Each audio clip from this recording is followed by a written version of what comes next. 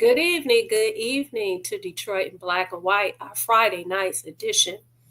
Today you have three of us on deck. I don't know if Alan is going to join us, but Adolph will not be with us tonight, but we have the crew here.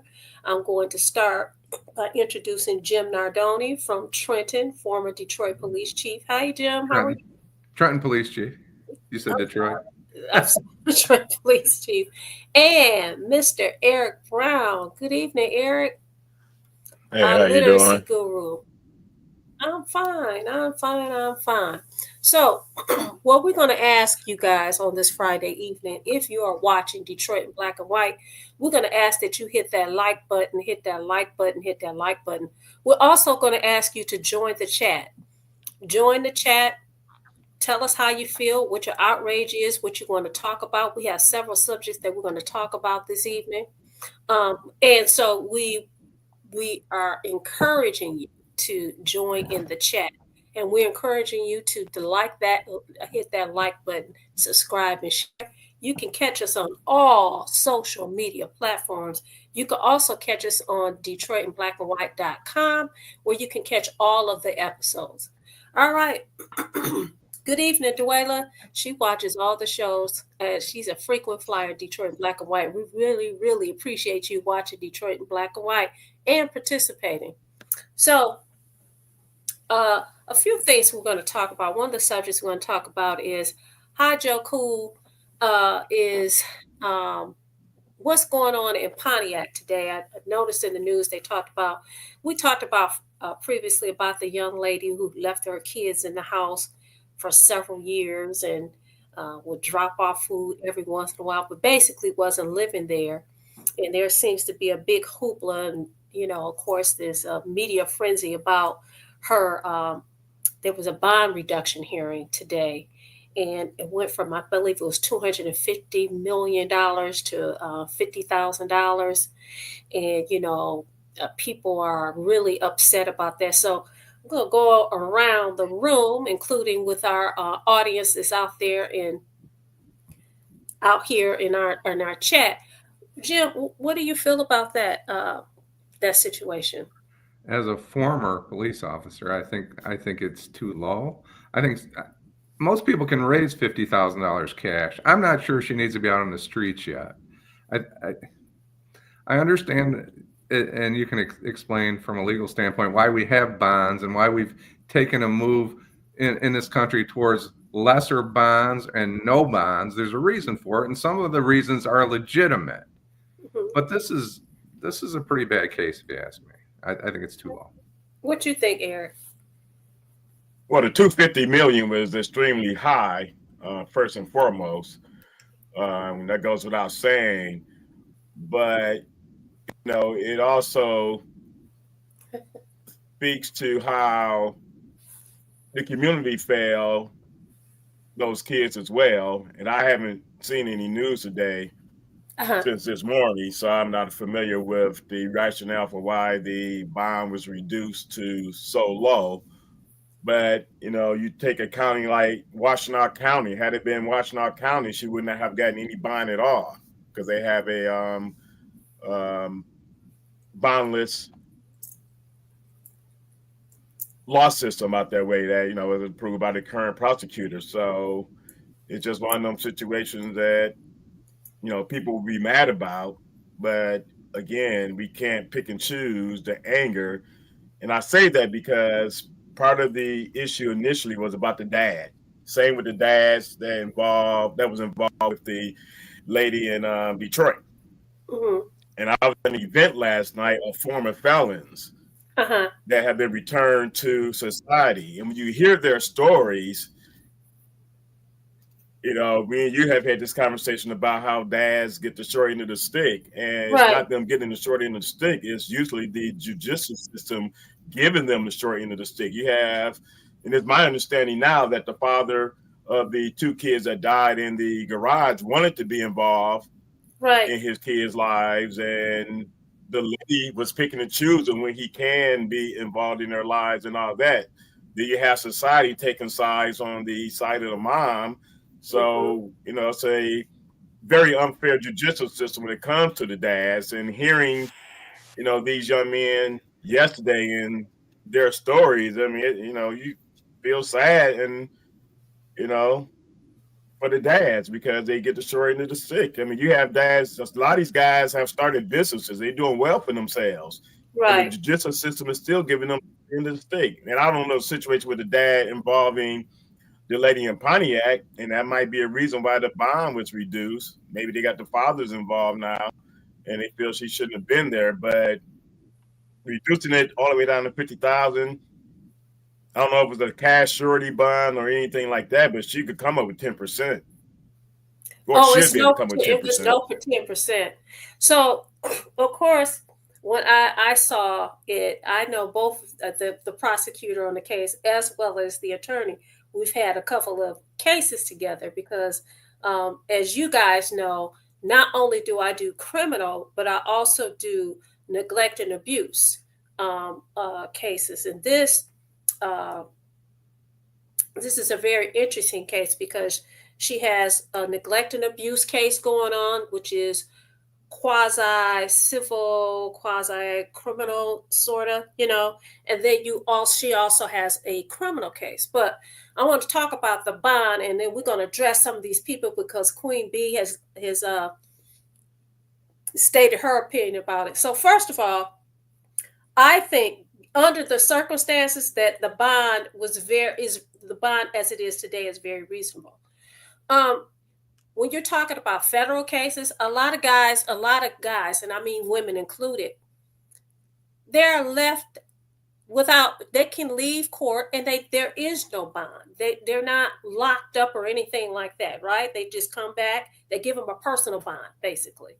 And there's been a movement across the United States because what you find, especially with people that are poor, people who don't have money, they cannot raise the bond in order to get out. So there's a few things that we have to remember. One, you are innocent until proven guilty. Two, the purpose of a bond is to ensure that the person is going to make his or her court hearings. Three, you have to weigh the danger that this individual may present to the public by being out in the street. So here's a case where she didn't kill anybody. She didn't go out and shoot nobody or anything like that. These were her children that she had in her house. And I think her attorney, who is a wonderful advocate, she made a good point.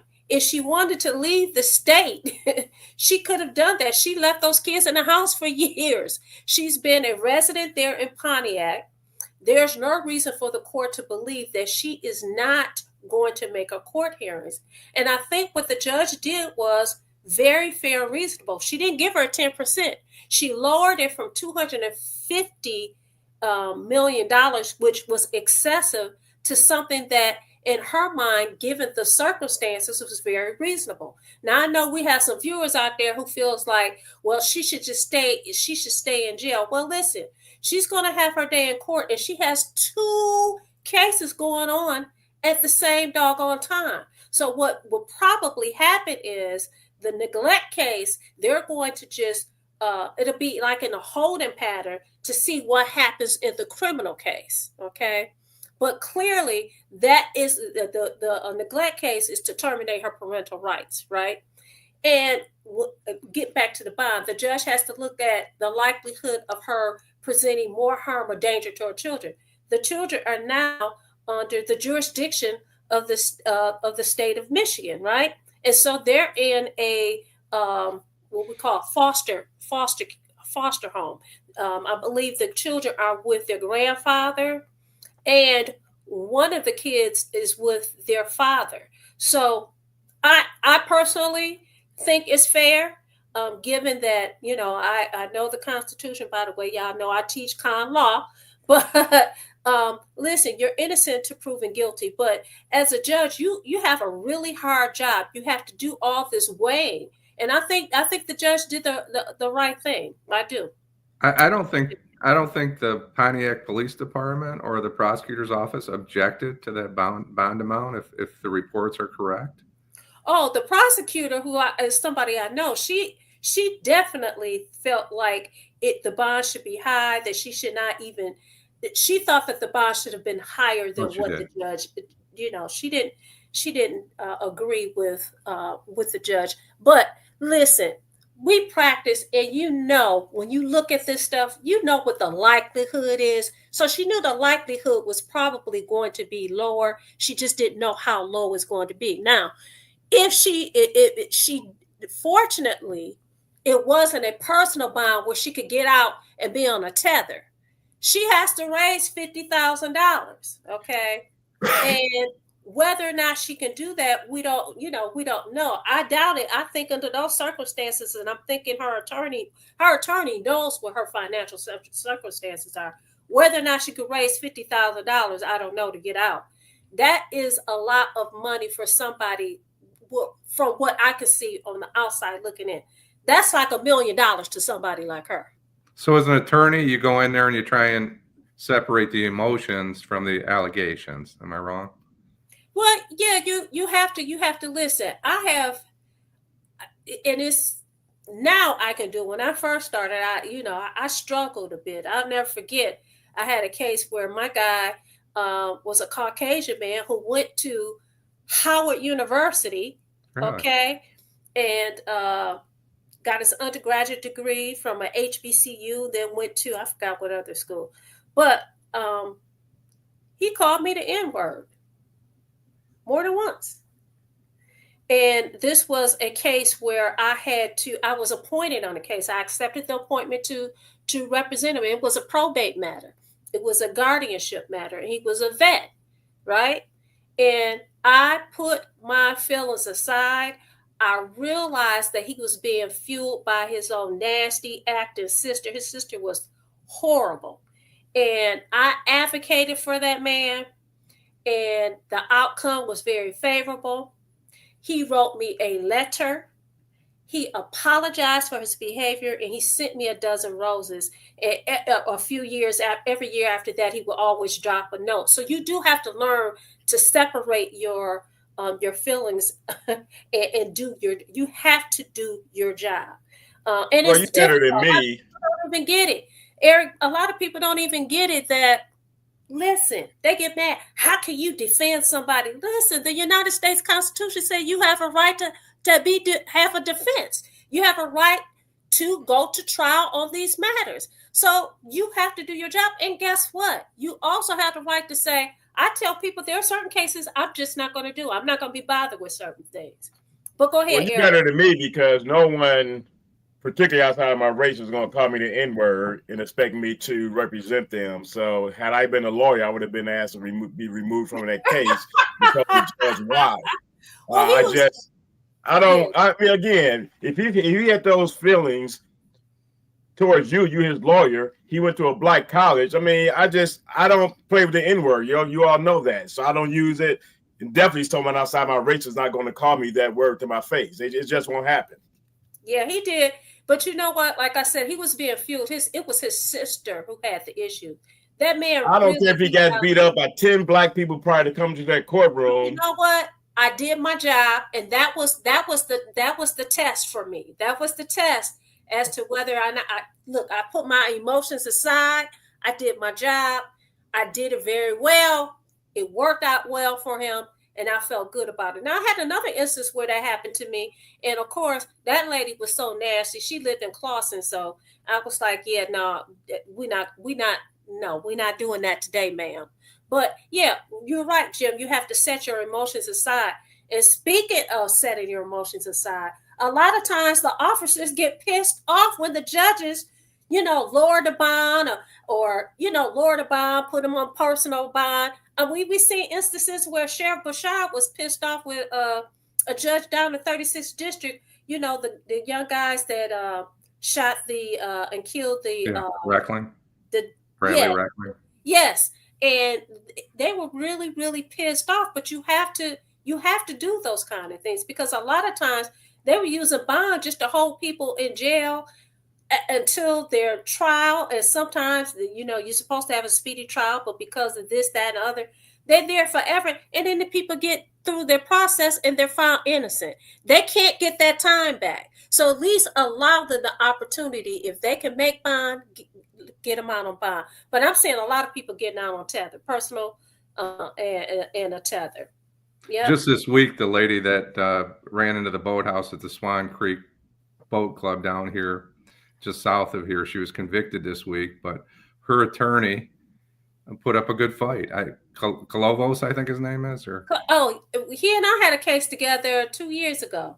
Yeah, and he's a downriver guy. He's been here forever. She deserved what she did. Was she was convicted, as she should have been convicted, but he mounted a defense on her behalf, and she was entitled to that. Yeah, he's bombastic. He's interesting. I saw him a couple of weeks ago, but yeah, he puts up a good fight for all of his clients. He does. And two kids two kids lost their lives in that incident, but she was entitled to a fair trial.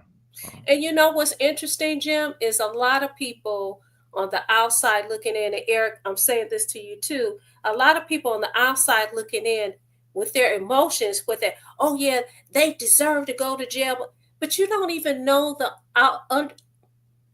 the circumstances, the underlying circumstances. You don't have the benefit of discovery. You don't know this person's story. You don't know the mitigating circumstances or anything like that. No, I understand law. I mean, I still want to be a lawyer, but again, a white person not going to call me the N-word and expect my defense from them. I mean, it's just not going to happen.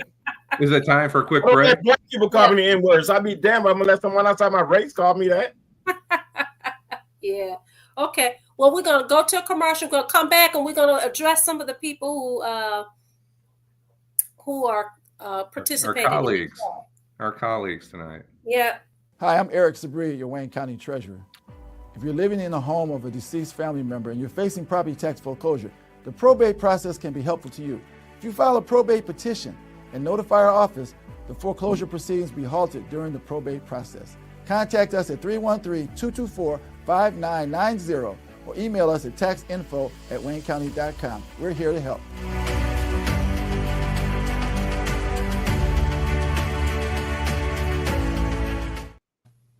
Dang, that was a quick commercial break. We back Detroit Black and White.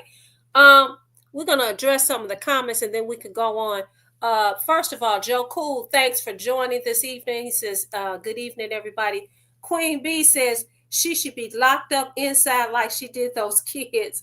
And then she went on to say that, and that person who wrote that letter on her behalf should have had their name exposed. People need to stand by what they do. And if you're going to advocate for her getting out, you should not be ashamed. Felicia Dean said hello. Sheila McCarthy Taylor said interested. Who else is there? Dewayla says, like Vanessa said, everyone deserves a defense. And Queen B said that was your job. That woman in Pontiac fell down on her job. Okay. All right. Do you expect she'll be released? Attorney Moss, do you expect she'll be released then? That girl don't look like she got $50,000 to get out nowhere. Whoever wrote that letter on her behalf, maybe they'll put up $50,000. But if they put up that money and she don't show up or she does something, they lose their money, and $50,000 is nothing to sneeze at, So I doubt very seriously if she gets out before she has her day in court. I doubt it very seriously, but it could happen. I predict she'll be out by Monday. Really? I do. She has some kind of support from some. I know she had a podcast. Somewhere. She had a podcast. So she's been living in a certain place, different. Yeah, she's been living somewhere where the kids separate from the kids. So I mean, maybe she got sugar daddy or something. But yeah, someone. Right. I agree with Jim. Yeah, by tomorrow morning or afternoon, she might be out.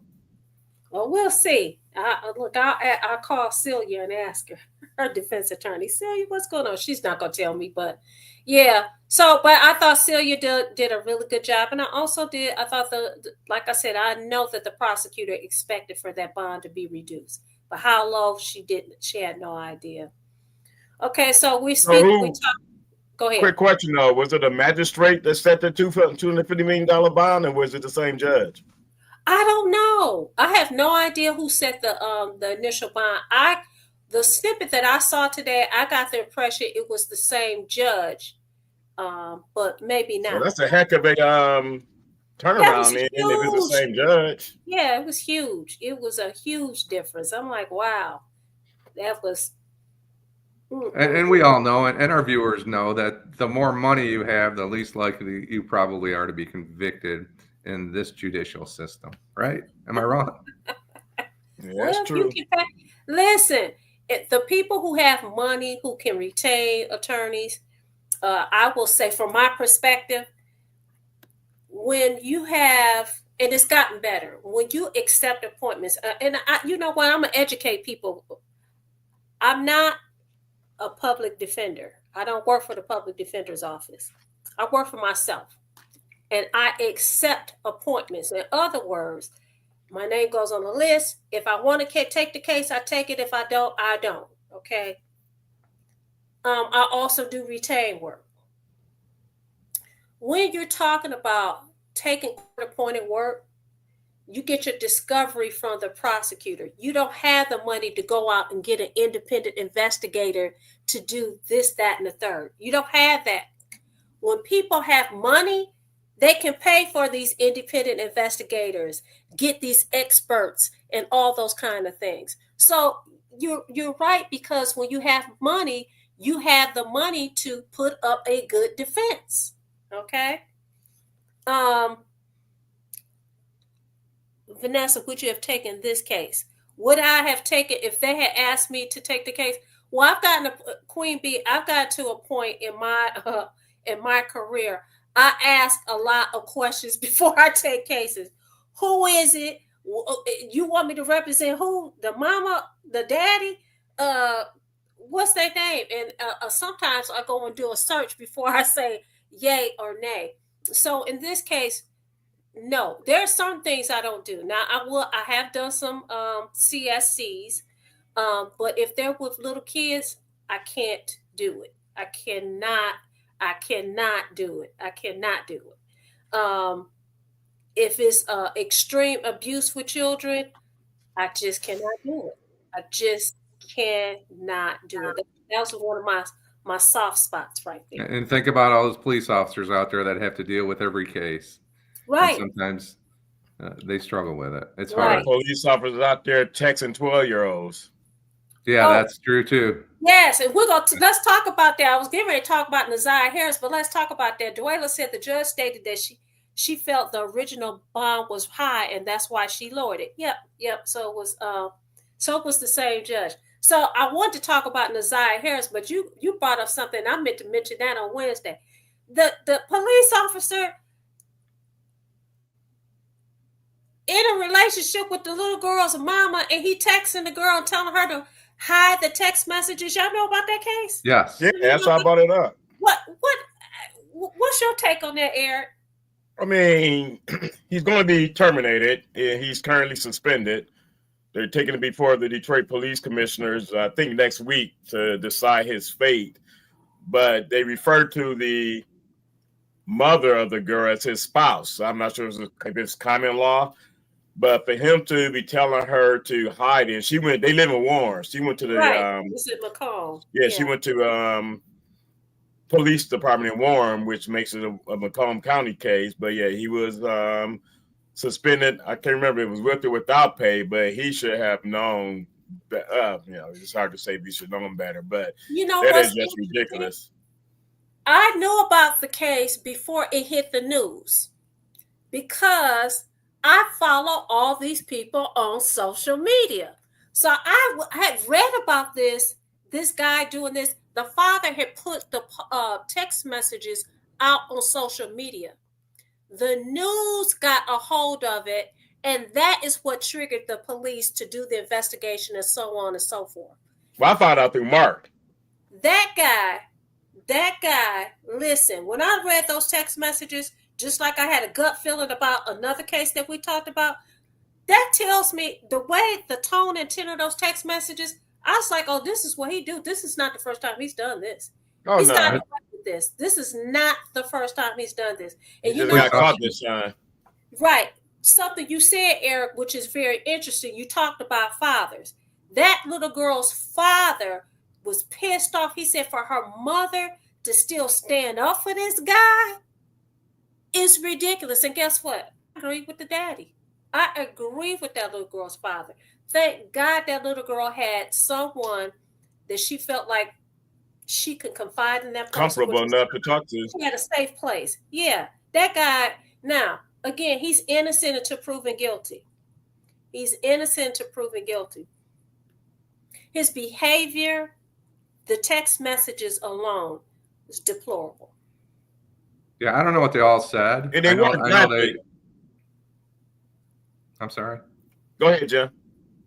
I don't know what they said, but I'm going to give credit to the Warren police detectives, the detectives investigating that case, and Detroit Police Chief Todd Bettison, who acted without haste to deal with this issue. I'd like to give them some credit, and thank God that they have the courage to stand up and do the right thing. Well, I'm gonna tell you, the daddy said that he had called the police. He had already called the police, and they didn't do nothing. It was not until he put all this stuff out on social media, and then the local media got it, and then that triggered them. Oh, well, maybe we want to do something. Dwella want to know what's happened. Eric, you want to tell her about the story, what we're talking about? Was a cop, and somebody else put a comment about they were not graphic. And again, in my opinion, graphic or not, they were inappropriate. So it was a Detroit police officer who was exchanging text messages with the 12-year-old daughter of his girlfriend, spouse, whomever it was. And the young lady told her father, they originally went to the police, like you said, Warren Police Department, and they did nothing until it became a social media matter, as well as Mark talked about it on his show. Mm-hmm. And because that's how I found out about from Mark's show. And then that's when I saw the text messages. And I mean, it was just inappropriate. And as a result, the police officer was put on suspension. There's a case that'll go before the police commissioner, I think next week or week after next. And to Jim's point, Todd Bettison, the chief of police in Detroit, is recommending termination. And Queen Bee asked, there's a fine line between inappropriate communications and criminal communications. And she's absolutely right. Right. I did not see the text messages. They make you sick to think that a 39-year-old, 2 or 3 year police veteran would be. Listen, he sent the text messages. The girl, he sent the text messages. She asked him, "Where's her mother? Where's her sister?" Oh, they're in the room sleep. He tells her something like, did he say something? And I'm paraphrasing because I can't say it exactly unless I pull out my phone. But he tells her, he asked her, "Can anybody else read your messages?" Yes. Delete the messages. Yeah. This dude was grooming her. And I'm sorry. That looks like somebody, and I'm not a prosecutor, but I'm just telling you, my experience tells me, look, you've done this before, dude. You've done this before. Inappropriate. Now, how far it went, I don't know. But you telling her to erase it, or we could find another way for us to communicate. I'm going to take you on a family trip. Get the heck out of here. Get out of here. And you know what? If it wasn't for her, and her father stepped up, and this is the thing that you were talking about, Eric, about how these dads get the short end of the stick. A lot of times these dads want to step up. I'm glad you said that. And guess what? Right. Because that's the only person I needed to give credit to. And I'm sitting here chomping at the bit to say I gave the other people credit, but without that dad, this case would have never been brought. No, yeah. And really, he should have his daughter, because if your mother, listen, we not together, dude. I can talk to whoever I want to talk to. You know, I had to say that to somebody. But she can talk to whoever she wants to talk to. She can have a relationship with whoever she wants to have a relationship with. But you are a parent. Your job should be to protect your child. Your child. To stand behind this dude, and he is talking to your daughter in an inappropriate way, that is crazy to me. It's that's what makes the we spend Zanaya so Harris much time beating up on these daddies, but what's up with that mama? Go ahead, Eric. Right, and that's what makes the Zanaya Harris so bad, because the flip side of that is people talk about how fast she was. I mean, the guy was 42 years old, and she was 12 when he started messing around with her. So that brings up the word grooming again, which he actually did. And even you see some of those text messages. Now, those text messages were definitely criminal. The text message between that grown man and her. And he deserves to be in jail. And it's unfortunate that he killed her to protect his secret. But the guy had a history of doing that with little kids in that same family. And it's like, come on, women, you got to do better. And you know what? Speaking of which, I'm going to go back to something you brought up, Eric. Nazaya Harris had a father. Her father's deceased. People were dogging him out on social media when they first found out about this story. And here, you know, more recently.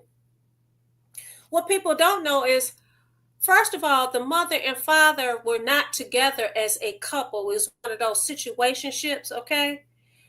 But this father was actually out there looking for his daughter. Yeah, initially, yeah. He was actually looking for his daughter. He wanted to bring his daughter home. He had a wife. He since has, you know, he's deceased. He had a wife. So, of course, there's going to have to be some explaining, right? This man was actually looking for his daughter. He wanted to bring his daughter into the home. But yet people was dogging this man out without even knowing the story. Unfortunately, he has passed away, right? So this little girl had somebody who wanted to step up, which was her father, to protect her, and he couldn't do it. So, I advocate for a lot of men. I do a lot of family cases, and I have a lot of men, and there's a lot of good guys out there who actually want to be parents to their kids and not have to put up with the BS on the other side. That's a great example. And right I think that they should be able, if you want to do it, you should be able to do it.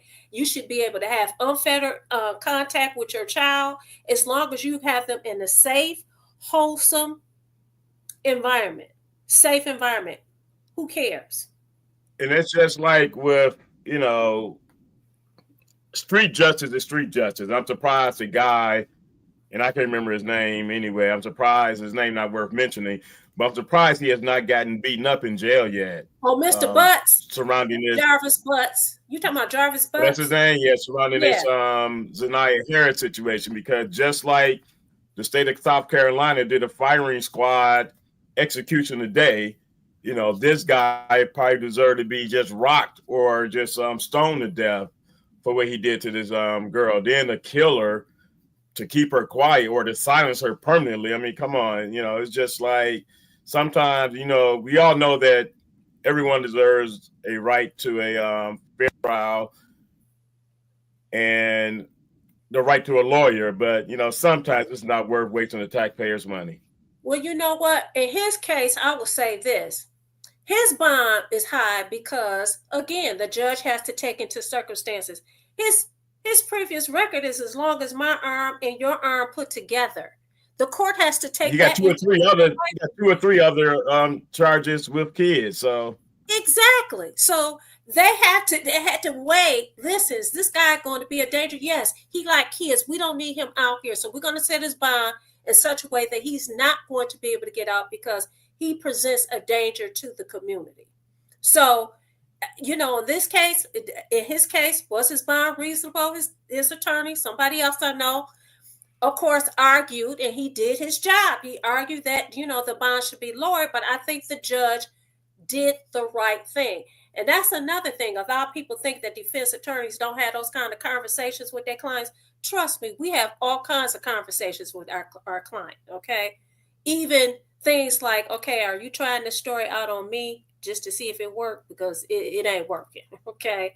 It's not working. But I'm not the jury, I'm not the judge. But if you think this makes sense, okay, it doesn't make sense. But hello to complete indifference down there in Cincinnati. Hopefully they're blowing some of those warm air up towards that Ohio, Kentucky, Cincinnati corridor there, and he's going to send it our way because there's snow on the ground out there tonight.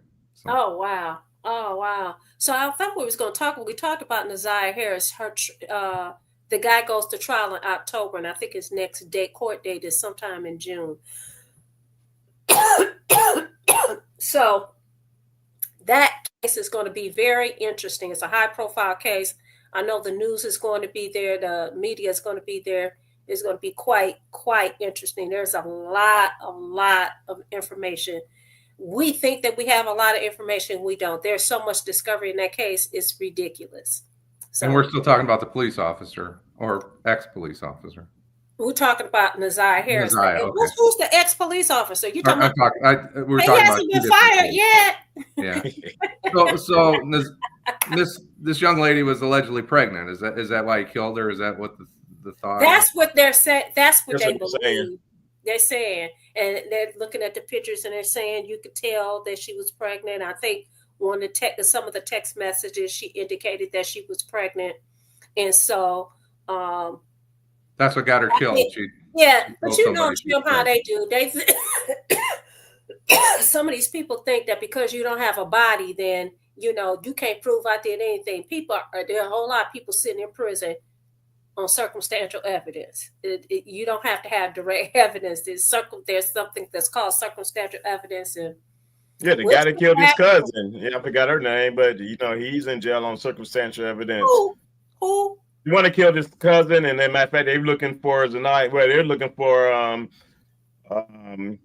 Maurice Morton niece in the same as the young lady that got killed by her cousin. He got killed on circumstantial evidence. His body never found. Right. And you know what? Speaking of that case, Eric, isn't this another situation where it wasn't until social media got involved that the police department decided it lit a fire under the police department? Maurice Morton's daughter. Niece, rather. Excuse me, his niece. Yeah, until social media got involved, it probably would still be a couple months later, we talking about a missing person. Right. And this is another case in Macomb County. Yeah. So, they did their job. I think they were very late in doing their job, but they did their job. But Hey, Arande, how are you? He says, hey, Jim. Hey, Eric. Hey, V Moss. Hey. So we're going to go to another break, and then we're going to come back and talk about the governor's race. It's the mayor's race. Hi, I'm Eric Sabri, your Wayne County Treasurer. Are you living in the home of a deceased family member and you're facing property tax foreclosure, or maybe you know someone who's in the same situation? The probate process may be helpful to you. If you file a probate petition and notify our office, the foreclosure proceedings will be halted during the probate process.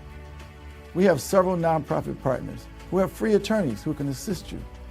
Contact our office, 313-224-5990, or email us at taxinfo@waynecounty.com. Don't lose your family property. Some of these properties have been in the family for 4 or 5 generations. Contact us now. We're here to help.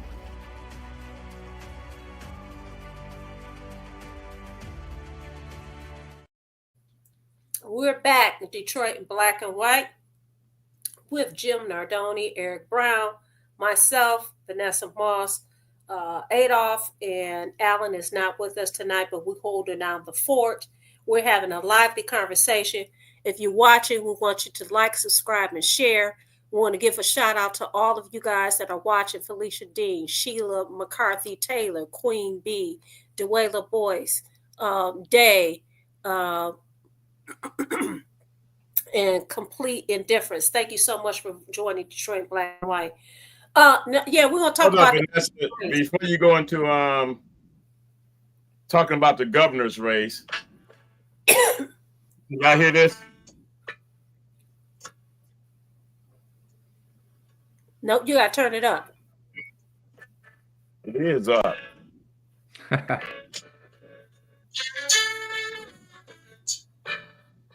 Games people play. Yeah. Because it's obvious that the spinners. Spinners, right. Can't get no rest. Yeah, Yeah. spinners. Okay. It is obvious Right. games are being. Oak Park. They Oak It's Park. obvious games are being. Yeah, because it's obvious games are being played because now all of a sudden your name was not bandied about as a possible gubernatorial candidate, and you enter the race to help one or the other. Who's that one he's helping? That's an interesting conversation to be had right there.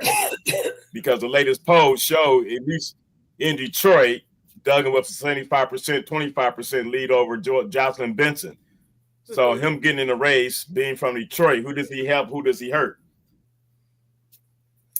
It's interesting, Eric, because you and I had this conversation a while back. I don't know if Jim, you were around, but we've had a lot of conversations about Garland Gilchrist, he's expected to announce, what is it, Wednesday? Next week, yeah. Wednesday next week. And I read this and I was like, wow, maybe, because all of us hear a whole lot of things about what's going on. And we may not say anything until right before it hits the person actually announces or whatever the case may be. But I read something today where supposedly maybe one of the reasons why Duggan decided that he was going to run as an independent is because supposedly he had a conversation with Garland Gilchrist. You know anything about that, Eric? Remember about the conversation? The conversation I heard about was the deal was made for him to run for mayor, and that it was a done deal, and that he was going to be endorsed by Duggan. You know, so it's interesting how the winds have shifted in a different direction. You know, so it's interesting. It's very interesting. So.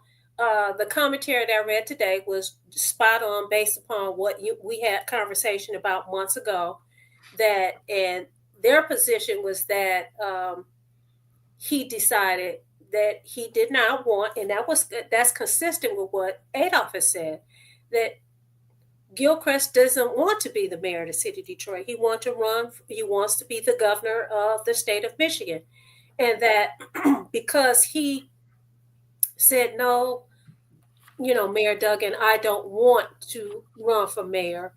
Then, now this is somebody's opinion, then they're saying that is the reason why, or part of the reason why Duggan decided that he was going to run as an independent. I just think it's very interesting. Do y'all think it's too late in the game for him to enter the race, Jim? For mayor? No, for governor. I think it's an uphill battle for him. When you look at some of these candidates, I understand he was lieutenant governor, and that's the second spot. Mm-hmm. But I would rather see him run for U.S. Senate. I'd really rather see him run for a seat in the U.S. House of Representatives. Same with Chief Craig. I think he's not ready. He's not ready to be mayor of Detroit. I'd rather see him run for a city council seat. And that's how you work your way up. Like I said, I understand he was a lieutenant governor, but I just think the numbers are really tough for anybody running for governor right now. So you said that you think it's an uphill battle for Lieutenant Governor Gilchrist. Do you think it's an uphill battle for him only, or do you think it's an uphill battle for all those that have said that they're running? You have Jocelyn Benson. You have Mayor Duggan. What do you think? I do. I think it's an uphill battle, and Mayor Duggan running as an independent has complicated. Are you still with me? Yeah, we're with you. You cut off though for a minute. You think what now? I think that it's complicated to field with Mayor Duggan running as an independent, but I think there's a lot of talent in that race, and I think it's going to be difficult for him at this point. He could be the best candidate. He's not the most seasoned politician in the race. I'll just say that. Okay, what you think, Eric? Hold on, Jim. You say who the most seasoned politician? Duggan? Gilchrist is not the most seasoned politician. Oh, not. You said not. Right. It's going to be interesting because I think me and Jim, we had this conversation. Duggan doesn't have a primary. So he get to watch everybody else on both sides of the aisle beat each other up. Right. And he's building a war chest, and he could run some ads if he wants during the primary season. But if I was him, after the primary season ends, or right before the primary election next August of 2026, I would run an ad like, look, this is what you have to choose from. But one thing that we also have to look at is the pulse of the nation. As the satisfaction rate for the Democratic Party continues to go down, if it stays so far underwater, Duggan's move is ingenious. His move is ingenious because he will be able to pull from both sides of the aisle using the low satisfaction rate of the Democrats and say, well, look, they only have their act together, particularly here in Michigan. He could use the accent of the Republican Party because a lot of people predict that, the Democrats are going to lose possibly the gubernatorial and the Senate seat next year. And that's what people are talking about now. If that becomes a narrative, that's going to help Duggan. I think people are. They talked about Jocelyn Benson. I think Jocelyn Benson is a seasoned political veteran, and I don't think everybody knows that. I don't think they're aware of where she. Right. Yeah, she sat on the board of governors at Wayne State University for quite some time. Like you said, she's not new. She may be new to people who don't study politics, don't know who these people are. That's why we always say on this show that you need to do your research and find out who these people are, what they've done, what they do, what they stand for. But you're absolutely correct. She is a seasoned politician, a very seasoned politician. But the board of governors, I don't get the board of governors, board of governors at Wayne State, the board of regents at U of M, and the board of trustees at Michigan State. I don't give them a lot of credit because those individuals are elected along party lines. Nobody researches those three universities because I feel that all 16 of the state universities should elect their governing body. The rest are appointed by the governor. And no one pays attention to that. That's based on party lines. And I think that, she has a lot of positives, people seeing what she's done with Secretary of State. She has a lot of negatives, the long lines and making appointments, even after COVID, post-COVID. People don't like that, but to me, that needs to be explained because I really don't understand that. Right, and then a lot of people. Most people don't even know what the Secretary of State does, other than going to get their license renewed. Right. So she has a lot of work to do, but again, it's a telling sign that, as far as the statewide gubernatorial race, take Detroit out of the equation, you still have Duggan doing well as an independent. Well, we will see. We got a long road ahead, and we will see. So you're going to have Jocelyn Benson, Garland Gilchrist. Who's the other? Who else is there? Like Duggan? No, besides Duggan. I'm talking about there's... the Republican side, you got a few Republicans. I can't remember the name of all of them. Well, not a lot. You got a couple. Yeah, you got Chris Swanson, the Genesee County Sheriff. Right. He's running as a Democrat, right? He's a Democrat. I think he's a Democrat. Right. He's supposed to be coming on the show, but you also have probably Pete Buttigieg.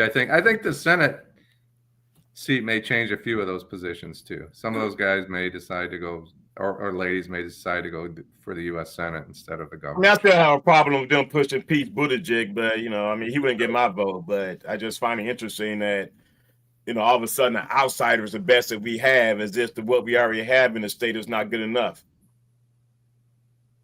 Yeah. Okay, and then our last subject, we're going to just pivot a bit. I think that we got a long way. We have some very good candidates, but we got a long road. So we'll see. There's going to be some people to drop out for whatever reason. When you hear Somebody just sent me a text. That's why I was distracted. They so late in the game. Did you know that James Craig is running for mayor? And that's interesting that he's not running for governor again. So that's a very interesting. I mean, like Adolph said in the text, he saw that poll and think he has a chance. Which what poll was he talking about? I don't remember no poll. He's talking about the Deadline Detroit poll. They had Craig in second place. Who was in first?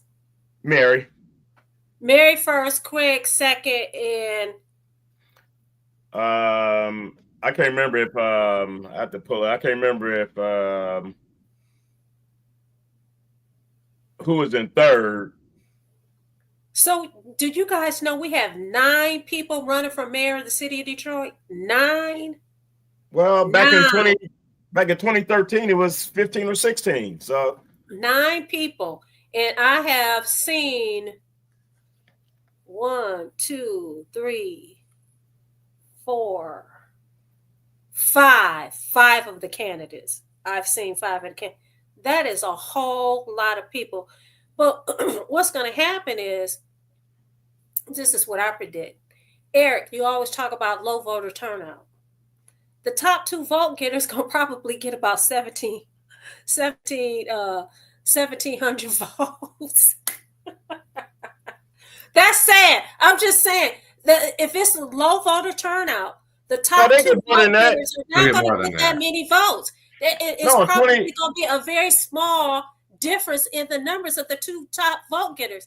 This is in 2013. No, 2013, Mike Duggan got 55,000 votes. I think it was more like 45,000, wasn't it? He got 55. He got 55,000 because he got more than the other 14 people combined. That's crazy. You know, so it's going to be. I mean, some probably. I mean, with this is going to be interesting because it's going to be some dirt that's going to come out. I think this is going to be probably one of the most contentious it's been in a while because the following 2 elections, Mike Duggan just didn't have no tough competition. I mean, you got to realize in 2017 he had Comey Young Jr. 2021 he had Anthony Adams and he blew both of them out. So it's gonna be interesting. So do you think Craig has a chance? Does snowballs have a chance in hell? Here's the problem. What you think, Jim? I shouldn't say this, but I will anyways. Police officers are weirdos for the most part, right? Are you a weirdo?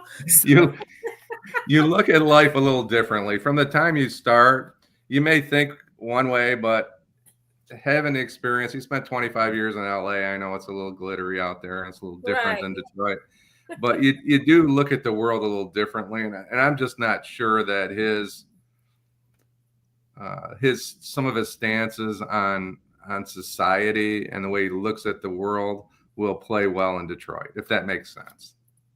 Well, when he was the police chief, it seemed to me that he had a lot of people who really liked him as the police chief, but people turned when they found out that he wasn't a Democrat, and I didn't understand that because what difference does it make, number one? But number two, it was obvious from day one, if you want him to pick a lane, it was obvious even to Stevie Wonder that he was in the R lane.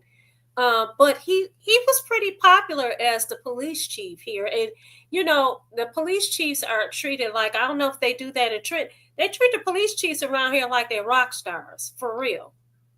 Yeah, well, but I don't think I think it was an assumption to say he was on the R side. I think he was more in the middle, right? So you look at the world a little differently. That's what I'm trying to say. When you see violence, you see different things, you get a different viewpoint of the world. That's just my opinion. All right. That's just the way I see it. Yeah, right? that's a good point. He was definitely a moderate conservative. And then Prior Orger is right. She was the dean of the law school at Wayne State. Yeah. Not on the board of governors. 35. He or she, but she also was on the board of governors. So, I mean, he's right, and so am I. And I don't know why he always coming for me to correct me, but I appreciate it because, we need correction. I get corrected every day in court. and I'm okay with it. Orga. No, but Craig just we like our Orga. Right. Yeah, he was a popular. He was a popular police chief, but transitioning over to politics, he just has not been successful at that. I don't think he will be successful. I mean, I think a lot of these individuals run for the wrong offices at the wrong time. I mean, next year you have both of the congressional seats up in addition to one Senate seat. Right. You know, I'm not sure why people not. I have no idea why people not. You know, better. I ain't gonna say better. I'm not sure why more people are not going after Sri Tanadar. I would have announced my candidacy if I lived in that district for his seat the day after the election last year. I agree with you. I would announce my on November 6th. Thanks, Par. We're just messing with Par. Tell him you're just messing with him, Vanessa. And thank you. I'm just messing with him. He messing with me. I'm messing with him. I'm okay with it. It's either Marcia or Marcia. I'm not sure. Yeah, I'm okay with Par. I'm glad that he participates and that he watches the show and that he participates. But if you're gonna give it, you're gonna get it back now.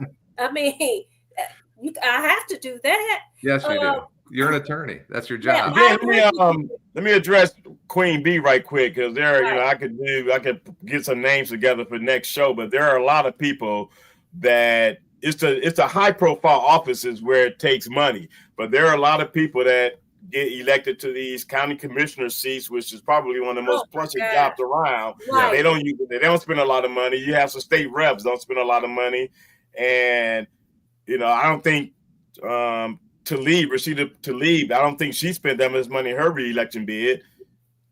Debbie Dingell didn't spend a lot of money. Sri Tanadar, he spent money probably unnecessarily because he didn't have a tough competition.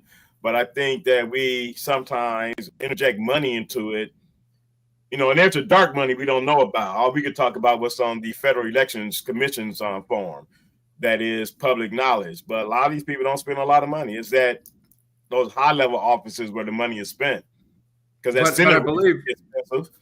Go ahead, Jim. I believe Congresswoman Tlaib had over $5 million on the sideline, so I don't know how much of that she spent, but I think she scared a lot of people away with her war chest. But you know what? What's interesting to me is that when these people run for these offices and they get these seats, they get pissed off when somebody challenges them. And my thing is this: if you are all that, you stand on what you've done. To me, competition is good. It should make you that much better. If you all that, listen, it should not be a problem. But they act like they are entitled to these positions. Right. And I always have a problem with it. You act like you're entitled, and then we, as voters, do not hold them accountable. No, you're not entitled to these seats. As a matter of fact, you work for me. Don't get it twisted. You work for us. And just like people ask, and I'm sure you all get asked this because of the show, who you supporting for mayor? I'll just give a simple answer. I don't live in Detroit, so I get it all the time. And I say, listen, we have a lot of good candidates. Let's see what happens in August. Yeah, let's see how it play out come August. Exactly. August 5th, and do your research. Don't ask me to make your decision for you. That's a problem. You figure it out. I was at education last week. Exactly. When somebody find out about how bad education is, I just directed them to 2 sites: the National Report Card, 3 sites. MSTEP, the National Report Card, NAPE, or the Cochrane Foundation. That all the information you want are on all 3 of those sites. They're legit, and you can find out for yourself. And it's just amazing how much people do not know how bad the educational situation is across this country. Right. Well, guess what, guys? We've had a spirited conversation. Time has gone by so quickly. It is 9:30. So, Day, Queen Bee, Orga, Felicia Dean, Dewayla. Look, I'm trying to go. Is that Marcia? Is that Marcia Gilmore or Marcia? Marcia? I don't know. Is it Marcia Gilmore? Thank you. All of you guys, thank you so much, Sheila. Thank you guys so much. Shout out to the Cincinnati, Queen City, Ohio person, Indifference. Right. And Joe Cool, thank you so much for joining us this evening. We'll be back tomorrow morning. we have one more subject that we want to talk about. I guess we'll talk about it tomorrow. But join us tomorrow morning at 10 o'clock a.m. from 10 to 11. And I won't be there. I'll be moderating one of the a few of the sessions over at the Umoja Debate Team event tomorrow at the Wayne State Law School. Okay, awesome. Okay, so we'll see everybody tomorrow morning at 10. And we're going to do it remote, right? So if anybody's planning on coming to see us, is that? Oh yes, we're going to do it remote tomorrow. We're not going to be at McShane's. McShane's. I couldn't even think of the name of the place. McShane's. We'll be doing it remote tomorrow. So just join us. So if you guys were talking about coming in person tomorrow, don't, because we will not be there in person tomorrow. We'll see you tomorrow morning at 10 o'clock. Thank you.